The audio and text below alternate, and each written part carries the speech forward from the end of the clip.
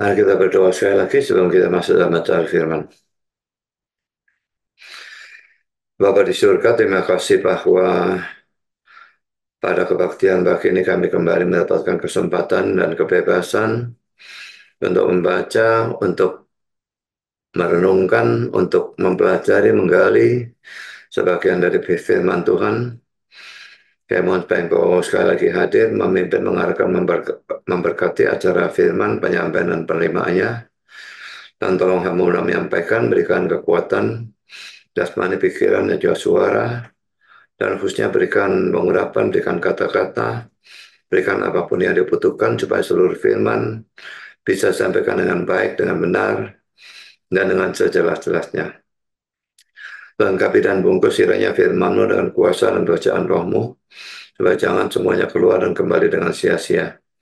Dan biarlah semuanya tertanam, tumbuh, berbuah dalam kehidupan kami untuk kemuliaan nama Tuhan. Kami juga saudara setan pasti bekerja dalam setiap acara firman. Tolong kuatkan kami supaya apapun yang mereka lakukan, firman tetap bisa sampaikan dan diterima dengan sebaik-baiknya untuk kemuliaan nama Tuhan. Terima kasih Bapak, berfirmanlah kami siap untuk mendengarkan. Dalam nama Yesus kami berdoa. Amin.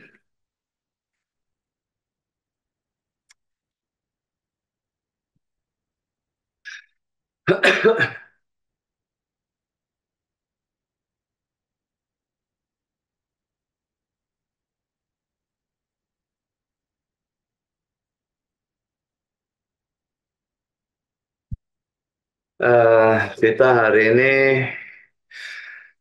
membahas eksposisi mengenai 2 Samuel pasal 12 ya, sambungannya Daud dan Bathsheba pada 11, pasal 11 itu. Dan sekarang pasal 12 ayat 1 sampai dengan 25 dan ini session yang pertama. Dan ini saya berikan judul teguran Nabi Nathan kepada Daud. 2 Samuel 12, 1 sampai 25 saya baca dulu.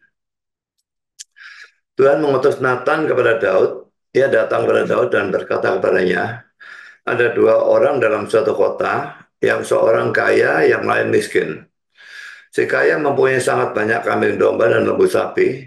Si miskin tidak mempunyai apa-apa selain seekor anak domba betina yang kecil yang dibeli dan dipeliharanya.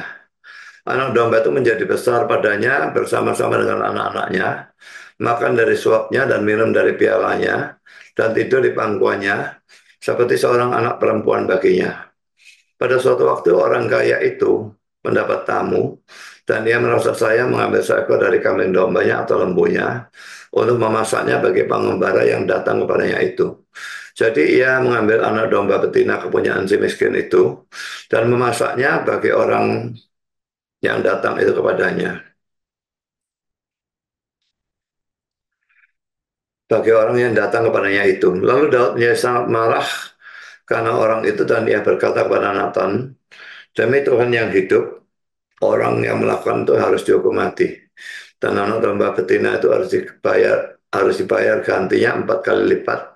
Karena ia telah melakukan hal itu dan oleh karena ia tidak kenal belas kasihan. Kemudian berkatalah Nathan kepada Daud, engkaulah orang itu. Bagilah firman Tuhan Allah Israel, akulah yang mengurapi engkau menjadi raja atas Israel, dan akulah yang melepaskan engkau dari tangan Saul. Telah kuberikan isi rumah Tuhanmu kepadamu, dan istri-istri Tuhanmu ke dalam pangkuanmu. Aku telah memberikan kepadamu kaum Israel dan Yehuda, dan seandainya itu belum cukup, tentu kutambah lagi ini dan itu kepadamu. Mengapa engkau menghina Tuhan dengan melakukan apa yang jahat di matanya? Uria orang Het itu kau biarkan ditewaskan dengan pedang, istrinya kau ambil menjadi istrimu, dan dia sendiri telah kau biarkan dibunuh oleh pedang Bani Amun. Oleh sebab itu pedang tidak akan menyingkir dari keturunanmu sampai selamanya, karena engkau telah menghina aku dan mengambil istri Uria orang Het itu untuk menjadi istrimu. Bagilah firman Tuhan bahwasanya malapetaka akan kutimpakan ke atasmu yang datang dari kaum keluargamu sendiri. Aku akan mengambil istri-istrimu di depan matamu dan memberikannya kepada orang lain. Orang itu akan tidur dengan istri-istrimu di siang hari. Sebab engkau telah melakukannya secara tersembunyi, tapi aku akan melakukan hal itu di depan seluruh Israel secara terang-terangan. Lalu berkatalah Daud kepada Nathan, aku sudah berdosa kepada Tuhan. Dan Nathan berkata kepada Daud, Tuhan telah menjauhkan dosamu itu, engkau tidak akan mati. Walaupun demikian, karena engkau dengan perbuatan ini telah sangat menista Tuhan, pastilah anak yang lahir bagimu itu akan mati. Kemudian pergilah Nathan ke rumahnya, dan Tuhan menulai anak yang dilahirkan bekas istri Uria bagi Daud, sehingga sakit. Lalu Daud memohon kepada Allah oleh karena anak itu, ia berpuasa dengan tekun dan apabila ia masuk ke dalam, semalam-malaman itu ia berbaring di tanah. Maka datanglah kepadanya para tua-tua yang di rumahnya untuk meminta ia bangun dari lantai, tetapi ia tidak mau. Juga ia tidak makan bersama-sama dengan mereka. Pada hari yang ketujuh matilah anak itu, dan pegawai-pegawai Daud takut memberitakan kepadanya bahwa anak itu sudah mati. Sebab mereka berkata, ketika anak itu masih hidup, kita telah berbicara kepadanya, tetapi ia tidak menghiraukan perkataan kita. Bagaimana kita dapat mengatakan kepadanya anak itu sudah mati? Jangan-jangan ia mencelakakan dirinya. Ketika Daud melihat bahwa pegawai-pegawainya berbisik-bisik, mengertilah ia bahwa anak itu sudah mati. Lalu Daud bertanya kepada pegawai-pegawainya, sudah matikah anak itu? Jawab mereka, sudah. Lalu Daud bangun dari lantai, ia mandi dan berurap dan bertukar pakaian. Ia masuk dalam rumah Tuhan dan sujud menyembah. Sesudah itu pulanglah ia ke rumahnya dan atas permintaannya dihidangkan kepadanya roti lalu ia makan. Berkatalah pegawai-pegawainya kepadanya, apakah artinya hal yang kau perbuat ini? Oleh karena anak yang masih hidup itu engkau berpuasa dan menangis. Tapi sesudah anak itu mati engkau bangun dan makan. Jawabnya, selagi anak itu hidup, aku berpuasa dan menangis. Karena pikirku, siapa tahu Tuhan mengasihani aku sehingga anak itu tetap hidup. Tapi sekarang ia sudah mati, mengapa aku harus berpuasa? Dapatkah aku mengembalikannya lagi? Aku yang akan pergi kepadanya, tetapi ia tidak akan kembali kepadaku. Kemudian Daud menghibur hati Bathsheba istrinya. Ia menghampiri perempuan itu dan tidur dengan dia. Dan perempuan itu melahirkan seorang anak laki-laki. Lalu Daud memberi nama Salomo pada anak itu. Tuhan mengasihi anak ini. Dan dengan perantara Nabi Nathan, dia menyuruh menamakan anak itu Yedijah oleh karena Tuhan.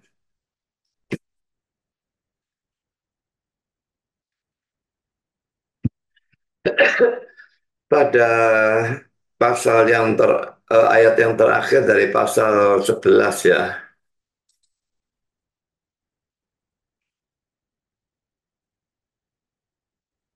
Setelah lewat waktu berkabung, maka Daud menyuruh membawa perempuan itu ke rumahnya. Perempuan itu menjadi istrinya dan melahirkan seorang anak laki-laki baginya.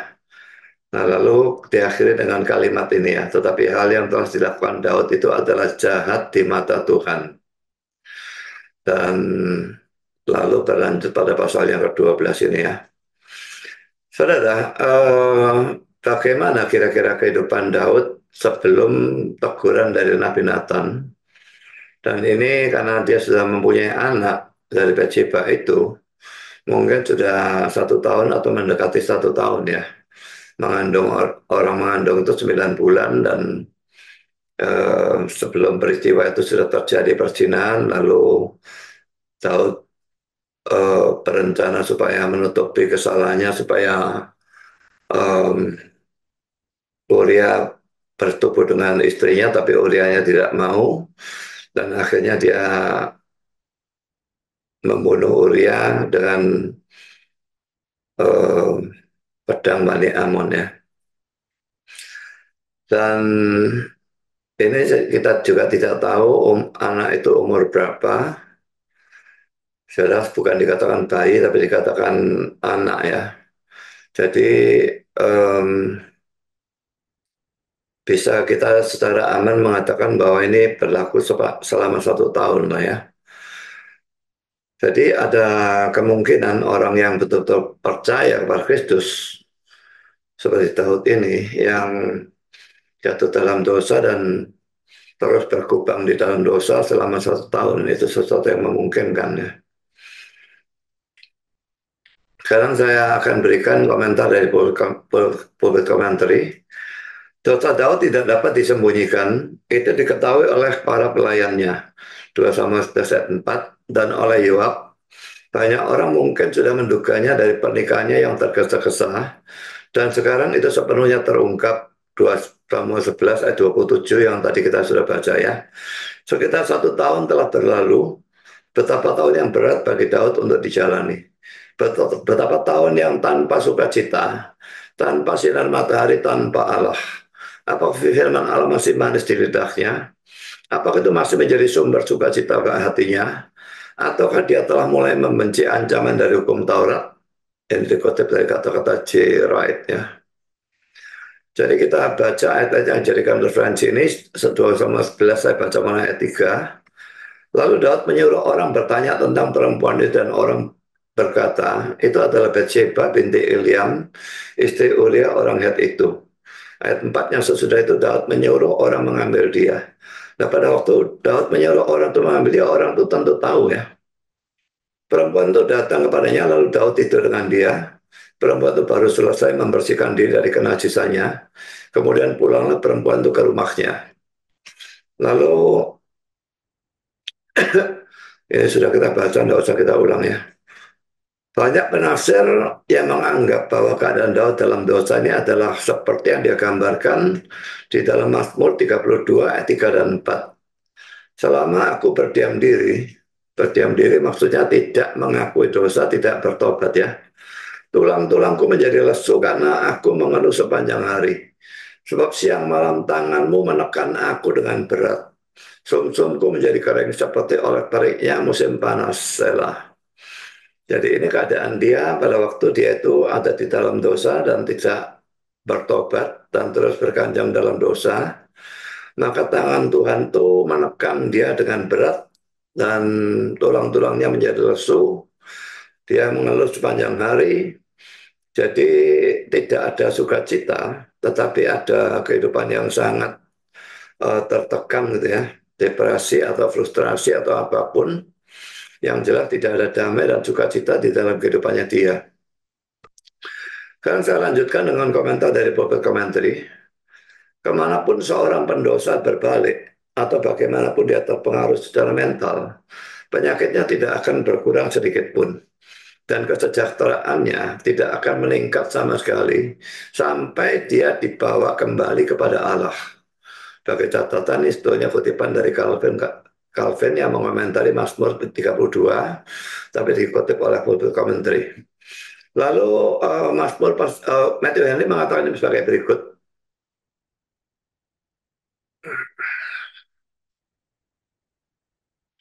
Tampaknya butuh waktu cukup lama setelah Daud bersalah karena berzina dengan Bathsheba sebelum dia bertobat atas perbuatannya. Sebab ketika Nathan diutus kepadanya, anak itu sudah lahir, 2 Samuel 12 ayat 14, sehingga sekitar 9 bulan Daud berada di bawah rasa bersalah atas dosa tersebut, dan sejauh terlihat belum bertobat.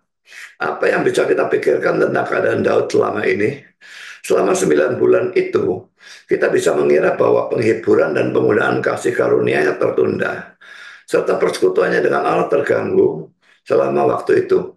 Yang pasti dia tidak menulis Mazmur, harapannya tidak lagi selaras, dan jiwanya seperti pohon di musim dingin yang hanya memiliki kehidupan di akarnya saja.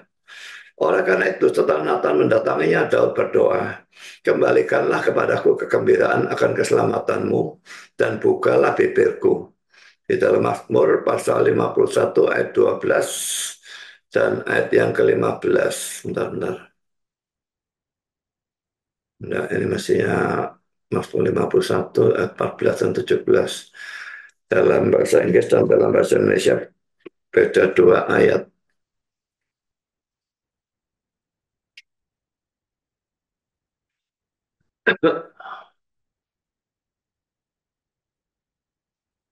Saya bacakan ayat-ayat yang menjadikan referensi ya 2 sama 12 ayat 14. Walaupun demikian karena engkau dengan perbuatan ini telah sangat menista Tuhan, pastilah anak yang lahir bagimu itu akan mati. Lalu di dalam Mazmur 51 ini yang dianggap sebagai doa pengakuan dosa Raja Daud tentang perzinahan dengan Bathsheba dan pembunuhan Uria. Di dalam ayat 14 dikatakan bangkitkanlah kembali kepadaku kegirangan karena selamat yang daripadamu. Kalau dia minta kegirangan itu kembali berarti tadinya tidak ada kegirangan, tidak ada sukacita ya.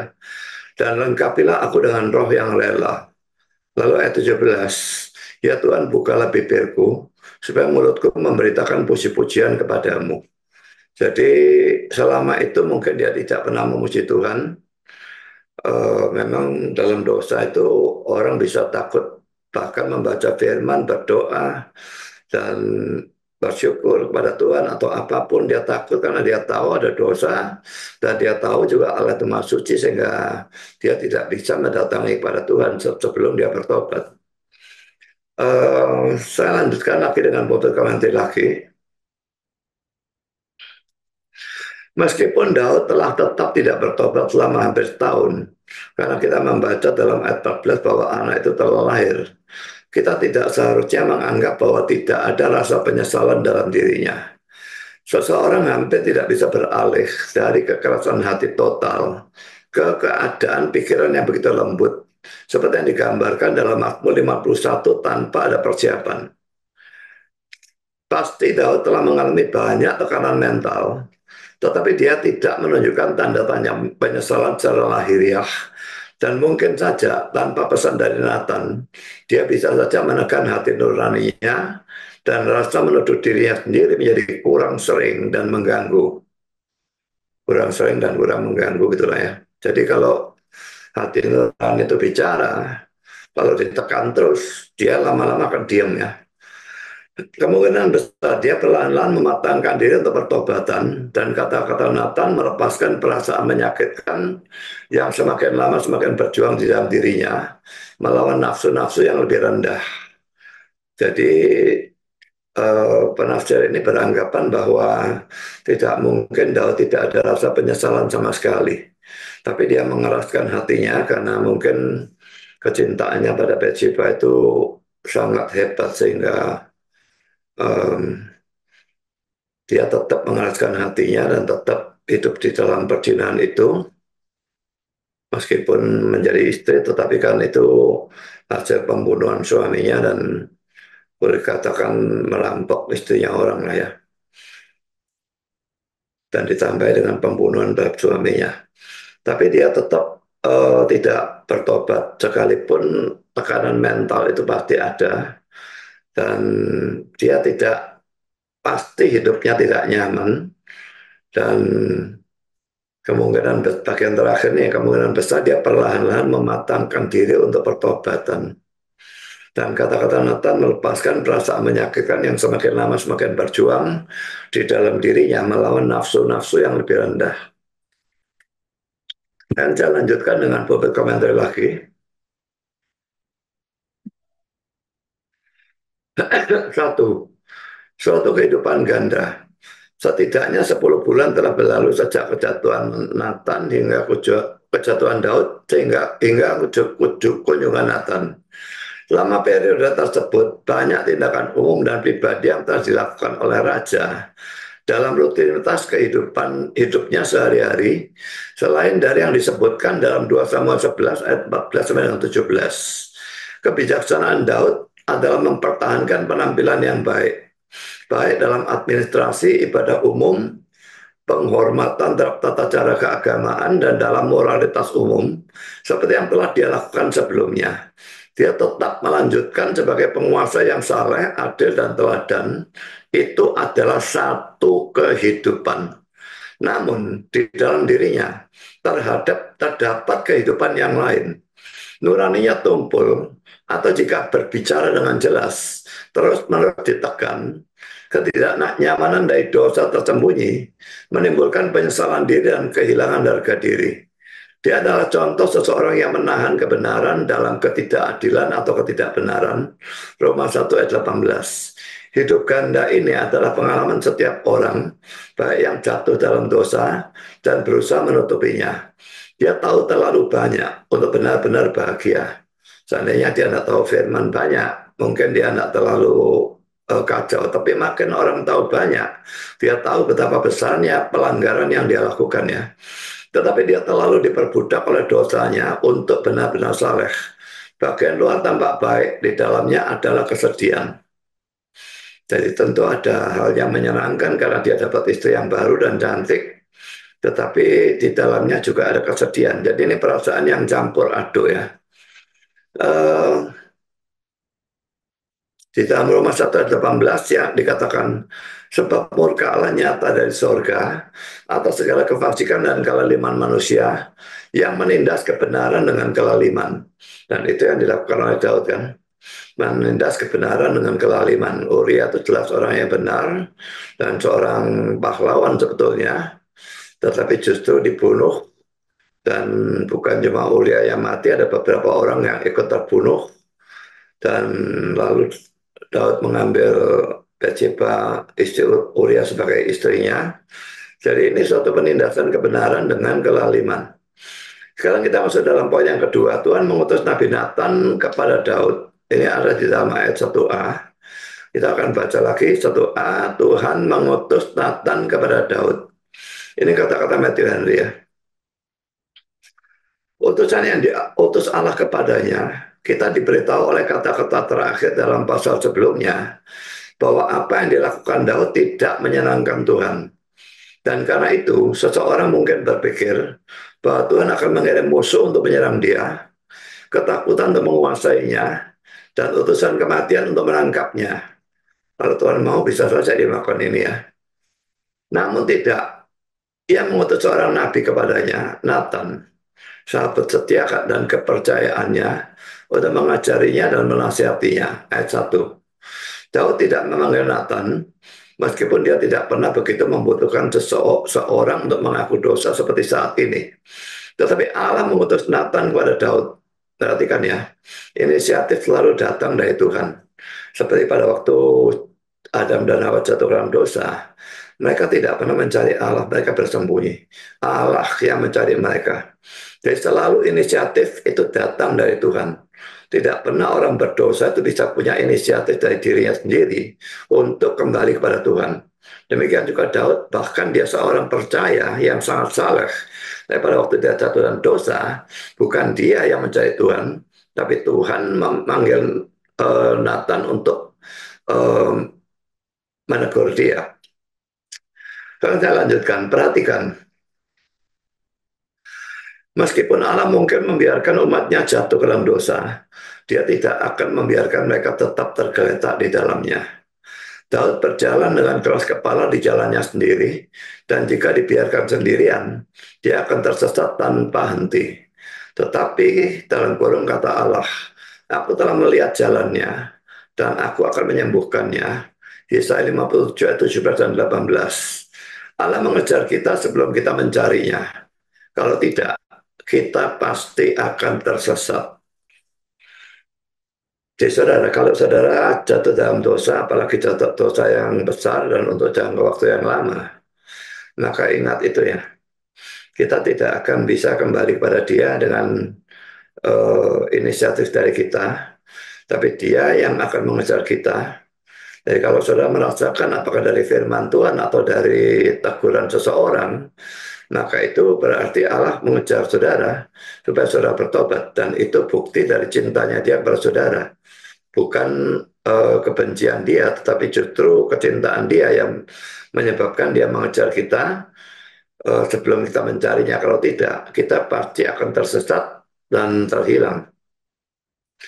Karena saya baca ayat yang dijadikan referensi ini, tapi saya baca sampai dengan ayat 19 ya. Yesaya 57 ayat 17 sampai dengan 19. Aku murka karena kesalahan kelobaannya. Aku mengajar dia menyembunyikan wajahku dan murka. Dan dengan murtad ia menempuh jalan yang dipilih hatinya. Aku telah melihat segala jasanya itu, jalannya itu. Tetapi aku akan menyembuhkan dan akan menuntun dia dan memulihkan dia dengan penghiburan. Juga pada bibir orang-orangnya yang berkabung. Aku akan menciptakan puji-pujian. Damai. Damai sejahtera bagi mereka yang jauh dan bagi mereka yang dekat, firman Tuhan. Aku akan menyembuhkan dia. Jadi kalau bukan Tuhan yang inisiatif, kita tidak akan pernah disembuhkan. Baik pada waktu kita pertama-tama bertobat, itu Tuhan mencari kita lebih dulu sehingga kita bisa mencari dia. Dan juga kalau kita sudah percaya dan kita jatuh atau lari dalam dosa, dan berkanjang dalam dosa, lagi-lagi Tuhan yang inisiatif, Tuhan yang memanggil kita untuk kembali kepada dia. Sebagai contoh lagi Nabi Yunus itu Nabi yang paling tegar tengkuk kan. Disuruh ke Niniwe, dia pergi ke tempat lain, sehingga dia terkena badai, lalu dilempar ke laut, telan ikan. Memang rasanya dia disiksa, tetapi itu tujuan Tuhan mengembalikan Yunus kepada dirinya. Kalau tidak ada penyiksaan itu, Yunus akan terus terus tersesat dan mungkin akan binasa. Tapi Tuhan terlalu mengasihi Yunus untuk mau membunuh Yunus atau membiarkan dia itu masuk neraka. Jadi justru dengan siksaan atau hajaran yang luar biasa itu, Yunus akhirnya bertobat. Jadi ada persamaan antara Yunus dengan Daud di dalam hal ini ya. Matthew Henry mengatakan demikian. Nathan adalah nabi yang melalui dia Allah telah memberitahukan tujuan baiknya terhadap Daud. 2 Samuel 7 ayat 4. Ini waktu dia mau membangun bait Allah dan Tuhan bilang tidak boleh, anakmu yang akan membangunnya itu ya. Dan sekarang melalui orang yang sama dia mengirimkan pesan murkanya. Jadi kalau memang orangnya saleh pada waktu hidupnya itu sedang baik, Tuhan memberitahukan tujuan baiknya pada Daud. Tapi sekarang pada waktu Daud ada dalam dosa, dia mengirimkan pesan murkanya. Firman Allah di mulut hambanya harus diterima, baik itu berbicara tentang ketakutan atau penghiburan. Jadi jangan pilih-pilih firman ya. Kalau sedang berdosa, wah tidak usah pergi ke Pak Budi saja. Pak Budi keras sekali kalau negur dosa. Pergi ke gereja-gereja yang beritakan hal yang enak-enak saja. Itu justru menyebabkan saudara terus ada dalam dosa sampai saudara bisa sesat atau bagaimana lah. Jadi justru pada saat kita itu dalam dosa, kita harus mau menerima teguran Allah. Jangan pilih-pilih firman ya. Kalau enak didengarkan, kalau tidak enak tidak didengarkan. Itu justru mencelakakan saudara. Kan saya lanjutkan, Nathan taat pada penglihatan surgawi dan menjalankan tugas Allah pada Daud. Dia tidak berkata Daud telah berdosa, aku tidak akan mendekatinya. Tidak, jangan menganggapnya sebagai musuh, tapi tegurlah dia sebagai seorang saudara. 2 Tesalonika 3 ayat 15. Dia juga tidak berkata, Daud adalah seorang raja, aku tidak berani menegurnya. Tidak. Jika Allah mengutusnya, dia menghadapinya dengan berani seperti batu karang. Yesaya 50 ayat yang ketujuh. Kita baca ayat-ayat yang menjadi referensi ini ya. 2 Samuel 7 saya baca ayat 4 dan ayat 5. Tetapi pada malam itu juga datanglah firman Tuhan kepada Nathan demikian. Pergilah katakanlah kepada hambaku Daud. Bagilah firman Tuhan. Masakan engkau yang mendirikan rumah bagiku untuk kudiami? Lalu 2 Tesalonika 3 ayat 14-15. Jika ada orang yang tidak mau mendengarkan apa yang kami katakan dalam surat ini, tandailah dia dan jangan bergaul dengan dia, supaya ia menjadi malu. Tetapi janganlah anggap dia sebagai musuh, tapi tegurlah dia sebagai seorang saudara. Jadi kalau orang tidak mau mentaati, tandai jangan bergaulin, rupanya suatu pengucilan ya. Tapi jangan anggap orang yang dikucilkan sebagai musuh, tapi tegurlah dia sebagai seorang saudara. Yesaya 50 ayat yang ke-7, tetapi Tuhan Allah menolong aku, sebab itu aku tidak mendapat noda. Sebab itu aku meneguhkan hatiku seperti keteguhan gunung batu, karena aku tahu bahwa aku tidak akan mendapat malu. Nah, lagi-lagi dari Pulpit Commentary, poin kelima, permulaan ilahi dari keselamatan. Seandainya Daud dibiarkan begitu saja, kemungkinan besar belitan kejahatan akan semakin menyelimutinya seiring berjalannya waktu. Karena hukum kebiasaan berlaku di sini. Merupakan sesuatu yang bersifat pengajaran untuk mengamati bahwa langkah pertama menuju perubahan dalam kondisinya berasal dari pihak ilahi. Ini yang saya tadi tekankan ya, selalu inisiatif pertama datang dari Allah. Allah mengirim nabinya Nathan dengan suatu tujuan penuh belas kasihan. Meskipun belas kasihan itu harus disertai dengan penghakiman. Tentu saja Daud bisa dengan tepat mengatakan di hari-hari berikutnya, keselamatanku datang darinya, Mazmur 62 ayat 1 dan 7. Di sini kita memiliki ilustrasi tentang kebenaran besar bahwa Allah adalah pencipta keselamatan kita. Dia mencari kita, dia datang kepada kita dalam keadaan kita yang rendah. Puji Tuhan kita mengalami, kita mempunyai Allah yang begitu mengasihi kita ya. Bukan Allah yang jual mahal, kamu yang dosa, kok aku yang butuh cari kamu, aku gak butuh kamu. Kamu yang mesti cari aku. Kalau dia bersikap seperti itu, kita celaka, saudara ya. Ini benar untuk umat manusia secara keseluruhan. Yohanes 3, 16, 17, 1 4, 9, dan 10. Untuk setiap orang yang dibawa keluar dari jalan dosa, 1 Yohanes 4 ayat 19, dan untuk orang yang mundur, Mazmur 23 ayat 3. Itu semua adalah dari kasih karunia. Kehidupan juru selamat kita di dunia yang penuh dengan permohonan dan pencarian adalah ilustrasi yang nyata dan terdengar tentang gerakan hati Bapa terhadap yang jatuh. Dan saya akan bacakan ayat-ayat yang jadikan ayat referensi. Mazmur 62 ayat 2. Ini salah lagi nih.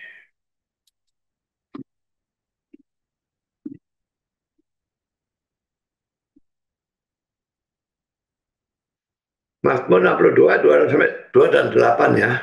Hanya dekat Allah saja aku tenang, daripadanya lah keselamatanku. Perhatikan baik-baik ya. Hanya dekat Allah saja aku bisa tenang. Kita bisa punya damai sukacita, kita tidak gelisah, kita tidak khawatir, tidak panik, dan sebagainya.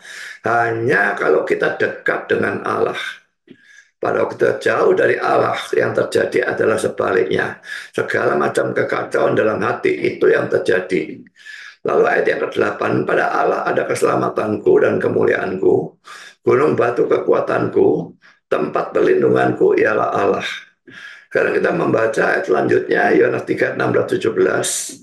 Karena begitu besar kasih Allah akan dunia ini, sehingga ia telah mengaruniakan anak yang tunggal, supaya setiap orang yang percaya kepadanya tidak binasa, melainkan beroleh hidup yang kekal. Sebab Tuhan mengutus anaknya ke dalam dunia bukan untuk menghakimi dunia, melainkan untuk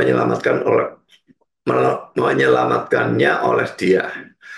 Jadi saudara, kalau Allah itu begitu mengasihi dunia sampai mau mengaruniakan anak yang tunggal menjadi manusia, menderita dan mati di salib dan sebagainya, kasih yang begitu besar, bagaimana mungkin Dia tidak mau memberikan kasih yang lebih kecil dalam mencari kita pada waktu kita bertobat. Dan apa tujuannya penebusan itu kalau bukan untuk pertobatan orang dan untuk menyelamatkan orang-orang pilihan Allah. Jadi memang bagi orang-orang yang non pilihan itu tidak ada pencarian seperti itu.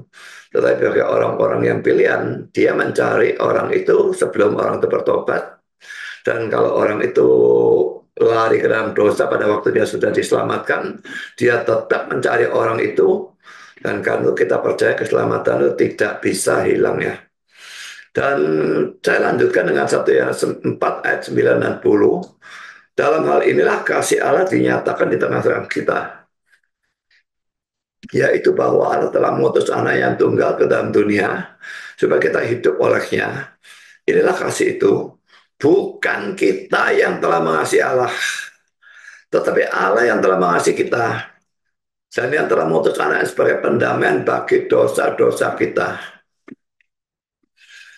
Orang selalu banyak sekali ya yang non-reform itu menghina ajaran predestinasi dan menganggap itu ajaran sesat dan sebagainya. Tetapi saudara perhatikan ya, bukan kita yang telah mengasihi Allah, tapi Allah yang telah mengasihi kita dan telah mengutus anaknya sebagai pendamaian bagi dosa-dosa kita. Juga di dalam Yohanes 15 ayat 16 dikatakan, bukan kita yang memilih dia, bukan kamu yang memilih aku, tapi akulah yang memilih kamu, gitu ya. Jadi eh, bagaimana mungkin kita mau tidak percaya pada predestinasi? Saya tidak peduli berapa banyak orang yang menentang predestinasi, tetapi saya tetap percaya pada predestinasi karena saya yakin akan kebenarannya. Argumentasinya tidak bisa dibantah dan ayat-ayatnya sangat banyak.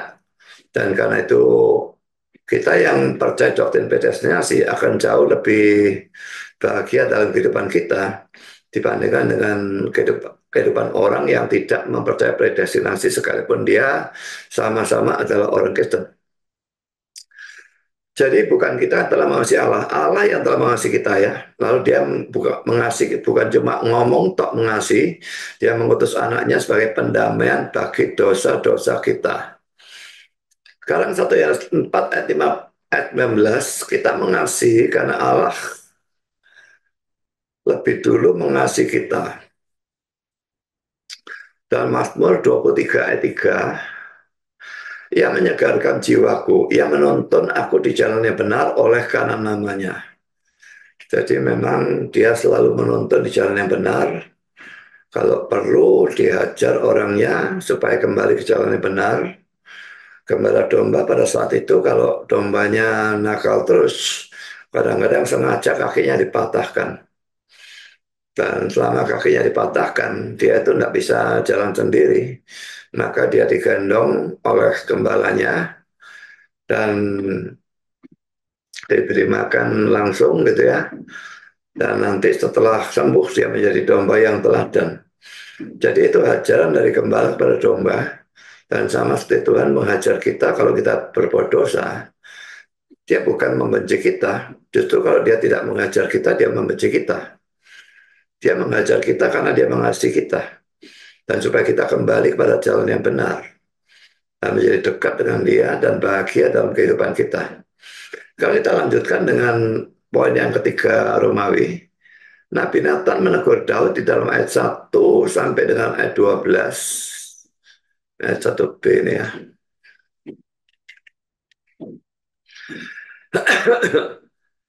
Saya kira tidak usah kita baca ya. Tadi sudah kita baca. Eh, pertama saudara, Nabi Nathan itu pasti telah lama menanti perintah Tuhan untuk menegur Daud. Jadi dipastikan bahwa Nabi Nathan itu pasti sudah tahu tentang dosanya Daud. Tapi tanpa perintah dari Tuhan untuk menegur Daud, dia tidak berani untuk menegur Daud. Sekarang kata-kata dari pulpit komentar tentang hal ini, kita bisa yakin bahwa Nathan telah lama berduka atas kejatuhan Daud dan merenungkan langkah-langkah yang seharusnya diambil untuk menegurnya. Dan sekarang sebagai jawaban atas doa atau doanya, datanglah perintah dari Tuhan yang menyuruhnya pergi dan memberikan kesaksiannya. Amsal 27 ayat 5 dan 6. Lebih baik teguran yang nyata-nyata daripada kasih yang tersembunyi. Seorang kawan memukul dengan maksud baik, tetapi seorang lawan mencium secara berlimpah-limpah. Saudara, hati-hati dengan ayat ini ya. Karena banyak orang yang mencium saudara dengan berlimpah-limpah, kelihatannya baik kepada saudara, padahal dia sebetulnya adalah seorang lawan. Tapi seorang kawan itu sebaliknya. Dia menegur dengan nyata-nyata. Dan saudara seringkali merasa justru orang ini kok urusi saya saja sih. Dia tidak senang saya atau gimana. Bahkan seorang kawan memukul dengan maksud baik. Orang tua yang tidak pernah menghajar anaknya dikatakan benci kepada anaknya oleh Amsal Sulaiman. Nah jadi saudara, kalau Nathan ini atau Allah menegur melalui Nathan atau Nathan menegur, itu jelas karena mereka baik Allah maupun Nathan itu mengasihi Daud ya. Dan sekarang pertanyaannya ya, mengapa Nathan baru menegur sekarang setelah Daud hidup dalam dosa sekitar 1 tahun?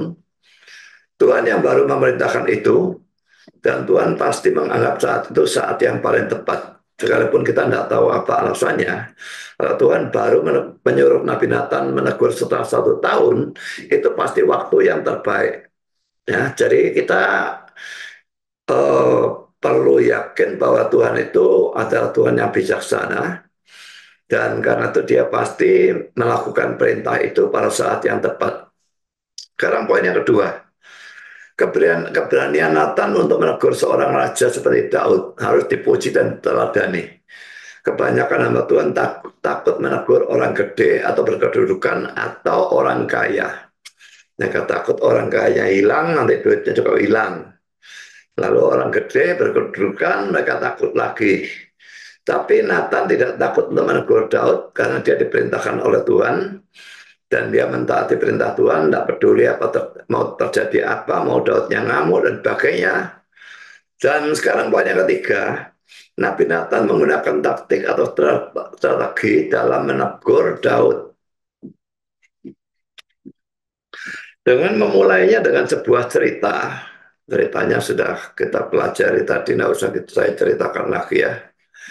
Jadi saudara, orang di sana itu memang senang dengan binatang peliharaan, tetapi anjing merupakan binatang haram. Jadi kalau kita piara anjing, saya piara anjing, dan anjing itu binatang yang luar biasa setia. Tapi bagi mereka, khususnya pada zaman itu, anjing itu binatang haram. Saya tidak tahu kalau sekarang ya. Sehingga tempatnya digantikan oleh anak rusa, anak kambing, atau anak domba. Ini dikatakan Bible Commentary pada halaman 287. Jadi cerita ini bukan sesuatu yang aneh, mengada-ada dan sebagainya. Cerita yang diceritakan oleh Nathan kepada Daud itu seorang miskin punya eh, domba lalu dipelihara sendiri dan sebagainya. Itu bukan sesuatu yang mengada-ada. Itu memang cerita yang sering terjadi memang karena binatang peliharaan mereka bukan anjing, tapi domba, anak kambing, rusa dan sebagainya. Dalam Bible Commentary, salah satu cara yang paling efektif untuk meyakinkan seseorang tentang dosanya adalah dengan menampilkan dosa tersebut seolah-olah ada pada orang lain. Karena binatang cerita tentang seseorang kaya, bukan tentang Daud. Tapi nanti diterapkannya pada Daud. Jadi dengan cara itu nanti Daud menghakimi secara adil orang itu, karena itu bukan diri dia. Kalau ditujukan langsung dia akan menghakiminya dengan murah hati untuk dia sendiri. Jadi ceritakan orang lain, dia akan menghakimi dengan sangat keras. Dan nanti baru dikembalikan kepada Daud. Daud boleh dikatakan menjatuhkan hukuman pada dirinya sendiri. Jadi menampilkan dosa tersebut seolah-olah ada pada orang lain. Kepentingan pribadi, nafsu, dan prasangka yang menggelapkan pandangan seseorang terhadap dosanya sendiri memiliki pengaruh yang relatif kecil kepadanya ketika dia melihat dosa orang lain. Jadi kalau dosanya sendiri itu biasanya orang selalu membela dirinya ya. Saya pernah katakan kalau ada terjadi suatu dosa dalam diri kita, seringkali dalam otak kita itu ada semacam persidangan ya.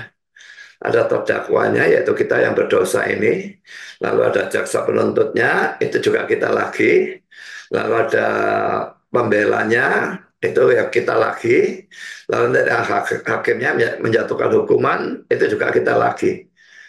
Nah, karena semuanya adalah kita, maka nanti keputusannya ya ringan sekali atau kita bahkan dianggap tidak bersalah.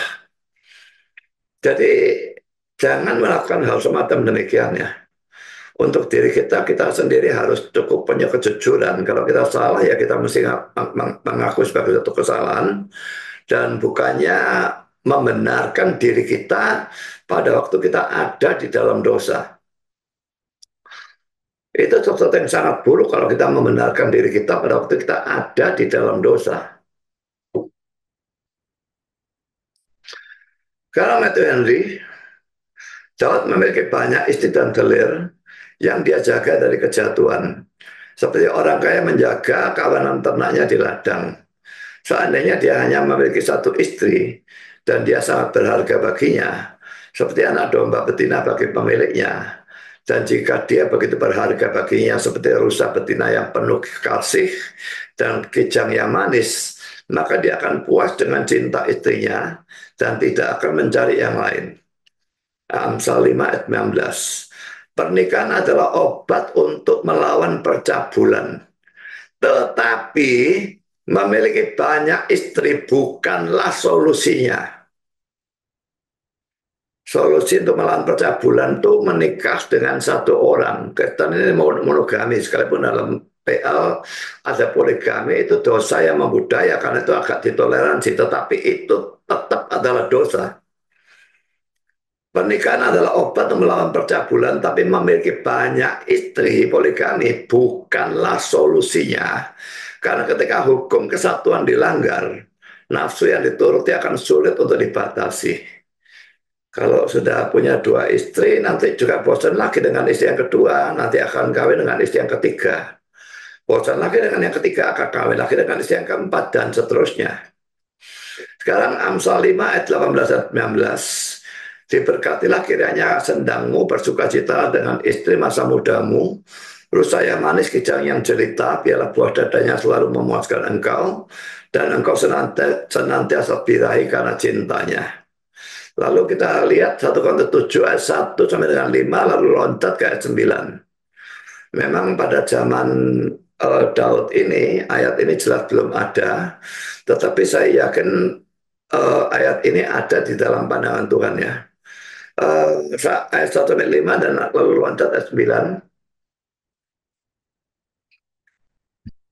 Dan sekarang tentang hal-hal yang kamu tuliskan kepadaku adalah baik bagi laki-laki kalau ia tidak kawin. Ingat ya kata-kata Paulus dalam 1 Korintus 7 ini, karena ada suatu keadaan khusus. Jadi tidak semua bisa dianggap berlaku umum. Jadi khususnya kata-kata ini adalah baik bagi laki-laki kalau dia tidak kawin. Nah kalau semua laki tidak kawin ya orang Kristennya habis, saudara ya. Tetapi memang ingat bahaya percabulan, baiklah tiap laki-laki mempunyai istrinya sendiri, dan setiap perempuan mempunyai suaminya sendiri. Hendaklah suami memenuhi kewajibannya terhadap istrinya, demikian pula istri terhadap suaminya. Istri tidak berkuasa atas tubuhnya sendiri, tetapi suaminya. Demikian pula suami tidak berkuasa atas tubuhnya sendiri, tetapi istrinya. Janganlah kamu saling menjauhi. Saling menjauhi itu maksudnya bukan menjauhi tempat tinggal, tapi saling menjauhi dalam arti mereka tidak melakukan hubungan seks ya. Kecuali dengan persetujuan bersama untuk sementara waktu, supaya kamu mendapat kesempatan untuk berdoa. Sesudah itu hendaklah kamu kembali hidup bersama-sama, supaya iblis jangan menggodai kamu, karena kamu tidak tahan bertaraf. Jadi saudara, ayat 5 ini sebetulnya menunjukkan bahwa suami dan istri itu tidak boleh hidup berjauhan ya. Ya kalau cuma 1 minggu tidak apa-apa, tetapi kalau berjauhan sampai berbulan-bulan atau bertahun-tahun, apakah itu karena urusan pekerjaan, apakah karena urusan apapun, itu sebetulnya tidak boleh. Jadi janganlah kamu saling menjauhi kecuali dengan persetujuan bersama untuk sementara waktu, supaya kamu mendapat kesempatan untuk berdoa. Sesudah itu hendaklah kamu kembali hidup bersama-sama supaya iblis jangan menggoda kamu, karena kamu tidak tahan bertaraf. Hidup jauh itu kita tarak, puasa, seks, nanti justru terjadi perzinahan nanti kalau itu terlalu lama. Sekarang ayat 9. Tetapi kalau mereka tidak dapat menguasai diri, baiklah mereka kawin. Sebab lebih baik kawin daripada hangus karena hawa nafsu. Jadi kalau memungkinkan ya tidak kawin, karena sikon pada saat itu yang buruk, yang kita tidak tahu apa. Tetapi kalau memang tidak bisa menguasai diri daripada hangus karena hawa nafsu, ya sudah lebih baik kawin. Ya jadi kalau kita melihat pada Yusuf dan Maria itu, orang Katolik maupun bahkan Calvin dan Luther itu mempercayai bahwa Maria itu adalah perawan abadi, berarti setelah uh, melahirkan Yesus pun Maria tidak berhubungan seks dengan Yusuf uh, sampai matilah. Yusufnya mati duluan saya kira ya. Itu rasanya tidak memungkinkan karena ayat ini ya. Jadi sangat tidak masuk akal Yusuf disuruh menikahi tetapi tidak boleh hubungan seks sampai selama-lamanya. Dan itu tidak memungkinkan menurut saya. Jadi tidak peduli Calvin dan Luther percaya hal itu, saya tidak percaya kepada mereka dalam hal itu. Sekarang kita lanjutkan dengan Bible Commentary.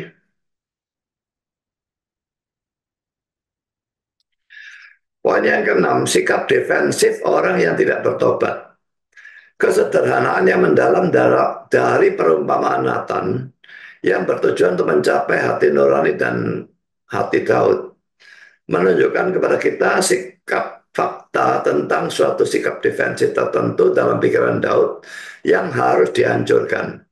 Ini adalah senjata khusus dalam perang kudus yang dirancang untuk menyerang garis pertahanan yang khas. Telah diketahui bahwa ketika seseorang telah melakukan kesalahan, mereka sangat waspada atau berjaga-jaga agar kesalahan tersebut tidak terdeteksi dan terungkap kepada mereka. Dan sumber daya dari akal, kecerdikan, dan kepintaran digunakan untuk menghindari setiap pendekatan ke kehidupan batin mereka. Dan saya lanjutkan dengan beberapa komentar lagi. Poin yang ketujuh, pemanfaatan unsur baik dalam diri manusia. Nathan mendekati Daud dengan sikap ramah, mengakui bahwa dia adalah orang yang umumnya memperhatikan rakyatnya, penuh belas kasihan terhadap orang miskin dan lemah, serta mencintai keadilan. Nathan tahu bahwa masih ada unsur-unsur baik dalam diri orang kudus yang telah jatuh. Karena itu dia menggunakan ilustrasi itu. Ya, itu ada penindasan dan Daud tetap marah. Jadi ada kasih dalam diri Daud. Itu dia tahu hal itu ya. Pelanggaran besar itu belum menghapus semua jejak kualitas mulia dari masa lalu, di mana kualitas ini tidak bertentangan dengan nafsu egois yang untuk sementara waktu menguasai dirinya. Mereka tidak hanya dipelihara, tapi juga siap untuk diekspresikan ketika kesempatan memerlukannya. Jadi kalau dia punya hal-hal yang baik, tapi pada suatu dia jatuh dalam dosa, dalam hal yang berbeda. Nah yang baik ini tetap bisa ada dalam dia. Seiring dengan penguatan dan pemanfaatan unsur-unsur ini, akan ada harapan untuk memanfaatkan mereka melalui cahaya yang dipantulkan pada suatu perbuatan yang telah ditekan tersebut. Melalui gerakan samping dan menggunakan sepotong sejarah sebagai alat, Nathan berharap dapat mengarahkan seluruh kekuatan kualitas baik Daud pada dosa tersembunyi yang dipelihara itu. Seluruh kekuatan kualitas baik Daud, kualitas baik dari Daud ya, pada dosa tersembunyi yang dipelihara itu. Ini adalah contoh cerdik menempatkan satu bagian dari sifat manusia melawan bagian lainnya, sehingga melalui semacam dinamika moral yang lebih buruk dapat dipaksa keluar. Dalam berurusan dengan orang, kita seharusnya memanfaatkan kualitas baik mereka dan menggunakannya untuk menghilangkan yang buruk. Ketika Kristus berurusan dengan pemujukan dan orang berdosa, dia tidak menyerang dosa-dosa mereka secara langsung. Justru kalau orang-orang itu sok suci seperti ahli Taurat dan orang Farisi, dia bolak-balik menyerang dosa mereka secara langsung. Tapi para pemujukan dan orang berdosa, mereka sudah tahu kalau diri mereka sangat berdosa. Pelacur dan sebagainya, mereka sudah tahu dirinya sangat berdosa. Untuk apa kayak dilabrak lagi? Malah mereka jadi frustrasi, bisa bunuh diri. Tapi Yesus menghadapi mereka dengan lembut supaya mereka bertobat. Sekarang saya lanjutkan dengan beberapa komentar lagi. Kita seharusnya mengambil pelajaran dari contoh-contoh dalam Alkitab dan tidak menganggap remeh kesenyapan Allah atau kediaman Allah. Kan selama dalam dosa, diam terus Allahnya ya. Tidak ada teguran, tidak ada apa, cuma ya hidup Daud saja yang tidak nyaman, pasti datang dari Tuhan. Atau berpikir bahwa karena kita dibiarkan mengikuti jalan kita sendiri, keadaan itu akan selalu seperti itu. Jadi contoh-contoh dalam Alkitab seperti yang sekarang ini kita pelajari, itu penting bagi kita.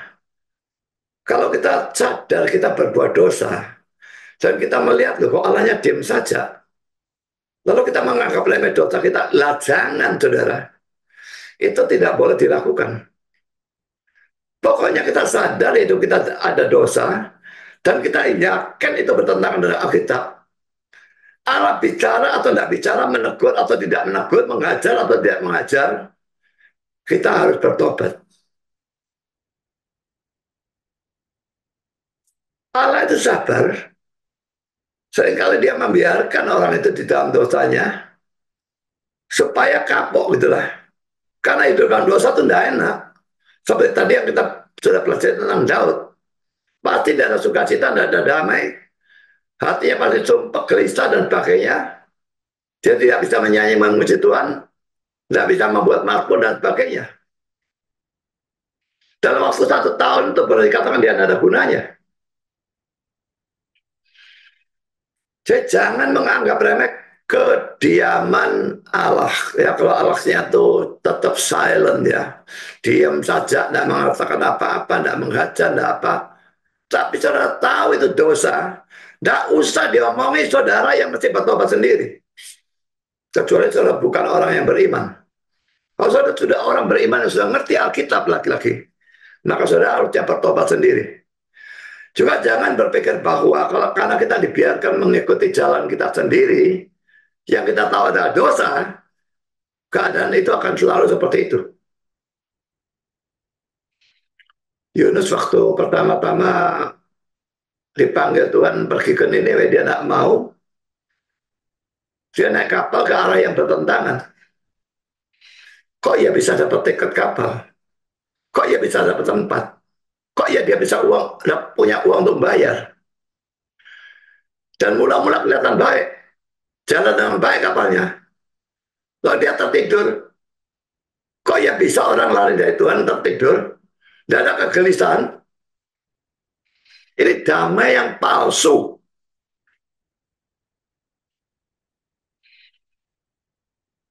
Dan Yunus mungkin mengira, oh sudah lari dari jalan Tuhan, tetapi dibiarkan oleh Tuhan tidak apa-apa kok.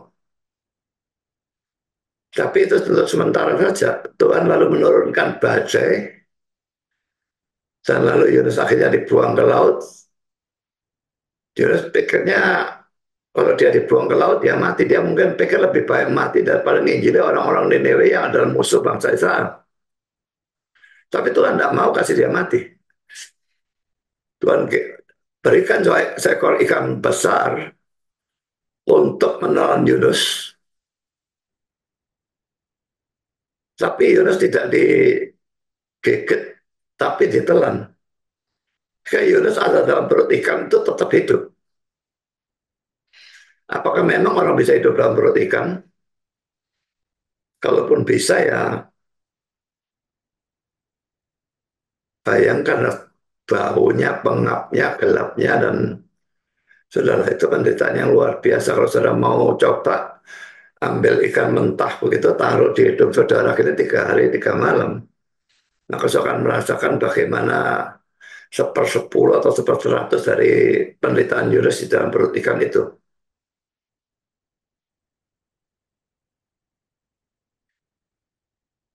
Jadi ya, kalau orang menganggap tidak mungkin bahwa Yunus ditelan oleh seekor ikan dan tetap hidup, ingat ya bahwa Allah itu maha kuasa. Kalau dia mau Yunus mati, ya dia bisa membunuh Yunus dengan ikan itu. Tapi kalau dia mau Yunus hidup, ya dia bisa menjaga Yunus hidup di dalam perut ikan itu. Jadi Yunus yang kelihatannya pertama Allahnya diam, dibiarin, dan dibiarkan mengikuti jalannya dia sendiri. Tapi keadaan tidak terus seperti itu, saudara. Allah tidak sekali diam terus diam. Pada waktunya dia menghajar, dan dia menghajar sedemikian rupa. Sampai Nabi yang paling tegar tengkuk itu pun tidak tahan. Dan dia bertobat. Dan dia mau pergi ke Nineveh untuk memberitakan Injil di sana.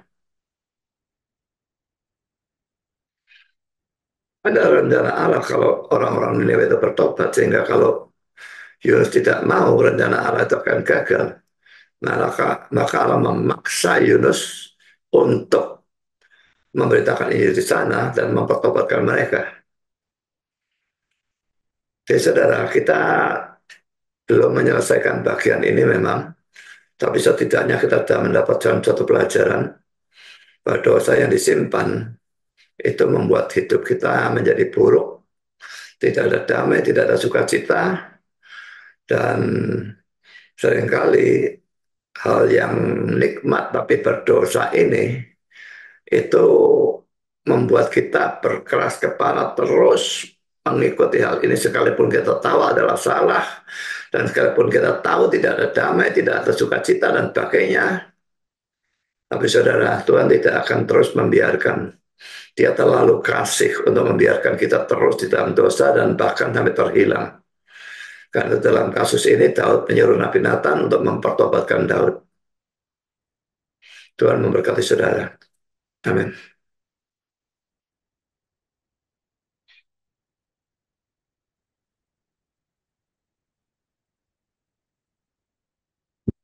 Mari kita berdoa. Bapa di surga, terima kasih bahwa Engkau sudah memberikan sebagian firman-Mu kepada kami. Dan kami sudah melihat bahwa Daud seorang yang sangat beriman dan saleh bisa jatuh dalam dosa yang sangat hebat. Setidaknya sekitar 1 tahun dan pasti menghadapi hal-hal yang buruk dalam hidupnya dalam 1 tahun itu. Tapi terus mengeraskan hati. Tetapi kami bersyukur kami mempunyai seorang Allah yang begitu mengasihi kami yang percaya sehingga atau kami yang adalah orang-orang pilihan sehingga selalu berinisiatif untuk mengembalikan orang itu ke jalan yang benar atau dalam kasus orang pilihan yang belum percaya untuk mempertobatkan orang itu. Kami tetap berdoa supaya Engkau mempertobatkan orang-orang pilihan yang belum percaya, apakah mereka adalah orang Kristen KTP atau mereka ada di dalam agama yang lain atau mereka mengaku sebagai ateis dan sebagainya atau dalam sekte-sekte yang sesat. Tolong Tuhan Engkau bekerja sehingga orang-orang pilihan ini bisa mendengarkan Injil dan oleh berkat Tuhan mereka bisa dibawa berpertobatan dan keselamatan. Dan juga kami berdoa untuk orang-orang yang percaya yang sekarang ini hidup di dalam dosa dan menyadari dosanya dan sebetulnya tahu bahwa mereka harus bertobat tapi mereka tetap mengeraskan hati supaya Engkau sadarkan mereka dan entah bagaimana melalui firman Tuhan, melalui khotbah, melalui apapun, melalui saat teduh, mereka bisa disadarkan dari dosanya dan dipertobatkan dan dikembalikan ke dalam jalan yang benar. Tuhan, Engkau mengutus orang-orang seperti Nabi Nathan, apakah dia orang biasa, orang Kristen, atau seorang hamba Tuhan, atau siapapun, biarlah Engkau memberikan keberanian orang yang Engkau utus untuk menegur. Tak peduli yang harus ditegur adalah orang yang kaya, orang yang berkedudukan tinggi, bahkan seorang raja sekalipun, karena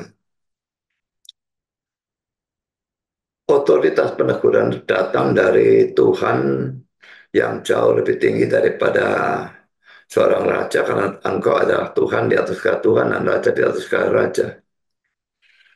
Dan kami juga berdoa untuk orang gede atau orang kaya yang salah yang ditegur. Nggak, tak peduli yang menegur adalah orang yang sederhana, orang yang kecil. Tapi kalau teguran sesuai dengan firman Tuhan, biarlah mereka bertobat dan kembali kepada jalan yang benar. Berikan mereka kerendahan hati untuk bertobat, sekalipun yang menegur bukanlah seorang hamba Tuhan, tapi orang yang kecil. Terima kasih Bapa. Kami juga berdoa untuk persiapan namamu tentang kota ini selanjutnya. Eksposisi dari 2 Samuel pasal 12 dan penyampaiannya pada minggu yang akan datang supaya itu terus menjadi berkat bagi kami semua dan bisa membangun iman kami semua dan menuruti juga teladan kerendahan hati Daud yang sekalipun ada seorang raja tapi bertobat waktu ditegur oleh Nabi Nathan. Terima kasih Bapak, dalam nama Yesus kami berdoa. Amin.